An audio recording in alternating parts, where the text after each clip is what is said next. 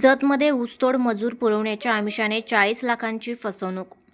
ऊसतोडी मजूर पुरवठ्याच्या आमिषाने तब्बल 39,40,000 रुपयांची फसवणूक झाल्याची गंभीर घटना जत तालुक्यात उघडकीस आली आहे. या प्रकरणी जत पोलीस ठाण्यात तालुक्यातील गुड्डापूर येथील एकावर तर परभणी जिल्ह्यातील जिंतूर तालुक्यातील साखरवाडी येथील तिघांविरुद्ध जत पोलीस ठाण्यात गुन्हा दाखल करण्यात आला आहे.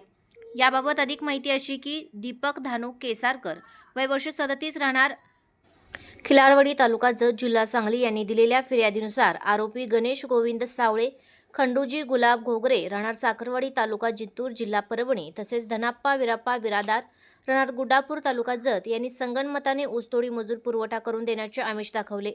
आरोपींनी मोठ्या प्रमाणावर ऊसतोडी मजूर उपलब्ध करून देतो असे सांगून फिर्यादी व त्यांच्या वडिलांचा विश्वास संपादन केला. त्यानंतर वेळोवेळी रोख स्वरूपात तसेच फोनद्वारे पैशांचा व्यवहार करत एकूण 39,40,000 रुपये उकळले. मात्र प्रत्यक्षात कोणताही मजूर पुरवठा न करता तसेच घेतलेली रक्कम परत न देता आरोपींनी फिर्यादीची आर्थिक फसवणूक केली.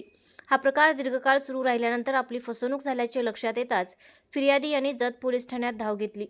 पोलिसांनी तक्रारीची गंभीर दखल घेत भारतीय न्याय संहिता 2023 अंतर्गत संबंधित कलमानुसार गुन्हा दाखल केला आहे. जतचे पोलीस निरीक्षक संदीप कोळेकर यांच्या मार्गदर्शनाखाली या प्रकरणाचा तपास पोलीस उपनिरीक्षक प्रशांत चव्हाण करत आहेत.